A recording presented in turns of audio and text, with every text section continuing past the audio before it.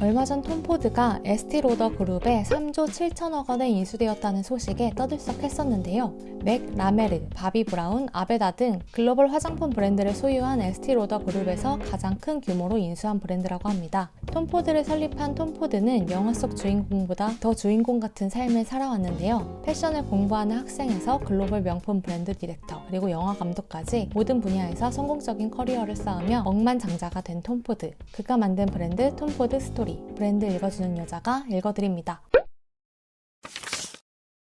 1961년에 태어난 톰 포드는 어렸을 때부터 본능적으로 디테일에 관심을 기울였다고 회상합니다. 6살 때 선물 받은 신발 디자인이 별로라서 신지 않고 일 나간 부모님이 집을 비우면 인테리어가 마음에 들지 않아 원하는 대로 가구를 배치했다고 해요. 강박증이 타고난 성향이라고 얘기하는 톰 포드. 그는 어머니와 할머니가 자신의 뮤즈라고 얘기할 정도로 영향을 많이 받았는데요. 할머니는 보석부터 자동차까지 모든 것이 핏값반짝 화려하고 스타일리시했고, 어머니는 세련되고 고급스러운 스타일이었다고 합니다. 그 당시 할머니가 구독하던 패션 잡지 덕에 원래도 관심이 많았던 패션 정보를 더 많이 얻게 되었다고 해요. 패션에 관심이 많고 까탈스러운 유년 시절을 보낸 톰 포드는 16살 때 뉴욕대 아트 히스토리를 전공했는데요. 학업에 열중하기보다는 나이트클럽에 더 충실했던 학생이라고 합니다. 그렇게 뉴욕대를 1년 만에 중퇴하고 준수한 외모 덕에 12개 미국 TV 광고 모델로도 활약하게 됩니다. 이후 돌연 뉴욕 파슨스에서 건축 디자인을 전공으로 선택했어요. 하지만 건축물을 표현할 수 있는 디자인은 한계가 있다는 걸 알게 되었는데요. 건축을 공부하던 중에 클로에 홍보 인턴으로 근무하던 그는 진로를 아예 패션 쪽으로 바꾸게 됩니다. 하지만 비전공자였던 톰 포드 역시 처음엔 직장을 구하는 건 어려웠어요.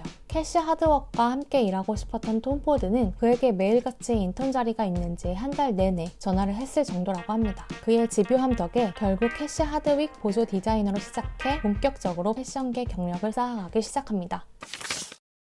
1990년 톰 포드를 세계적인 디자이너로 발돋움하게 하는 브랜드를 만났는데요. 바로 구찌입니다. 당시 구찌는 내부 경영자들의 분란으로 브랜드가 망하기 직전까지 갔던 상황이었어요. 톰 포드를 뽑은 건 구찌의 새로운 CEO 도메니크 드 솔레였습니다. 솔레는 하버드를 나와 구찌 미국 지사장을 맡고 있었는데 망해가던 구찌를 어떻게 하면 되살릴 수 있을까 고민하던 그는 모든 구찌 관계자를 피렌체로 불러 회의를 열었습니다. 그는 무엇이 잘 팔리고 무엇이 잘 팔리지 않는지 말해달라고 요청합니다. 그리고 구찌에서 잘 팔리고 있는 제품은 소수의 계절 상품과 최신 유행에 맞는 패션 부분이었다는 걸 깨닫게 됩니다. 그는 과거 구찌 고객, 즉 나이가 많은 여성들이 아닌 젊은 층 고객을 새로 양성할 계획을 세우고, 당시 에르메스 수준으로 높게 책정되어 있던 가격을 프라다, 샤넬 수준으로 낮추게 됩니다. 또한 트렌디한 디자인을 할 수 있는 디자이너를 물색하다 톰 포드를 영입하게 되죠.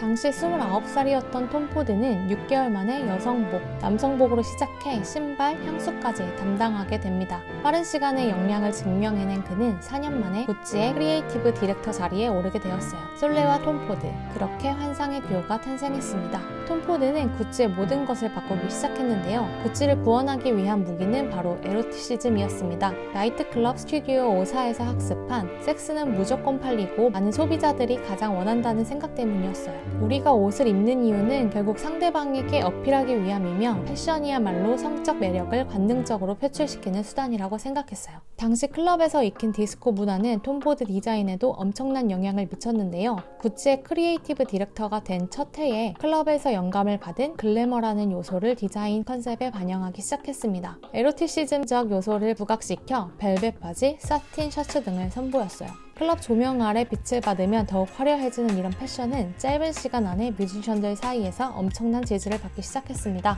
1995년 MTV 비디오 뮤직 어워드에서 마돈나가 입고 나오면서 구찌의 부활을 세상에 알린 계기를 만들었어요. 마돈나는 어워드에 구찌 의상을 입고 나와 구찌, 구찌, 구찌를 외쳐 구찌의 부활을 세상에 알렸습니다. 다음에 기네스 펠트로 역시 구찌 레드벨벳 수트를 입고 참석하면서 구찌의 파격적인 변신은 성공으로 이어졌고, 매출이 90% 이상 상승하며 망할 뻔했던 구찌를 완벽하게 부활시켰죠. 이후 1999년 입생로랑을 인수한 구찌로 인해 입생로랑 디렉팅까지 하며 톰 포드는 글로벌 디자이너로 자리매김하게 됩니다. 하지만 2004년 PPR 그룹이 구찌를 인수하며 톰 포드와 솔레는 구찌와 이별하게 됩니다.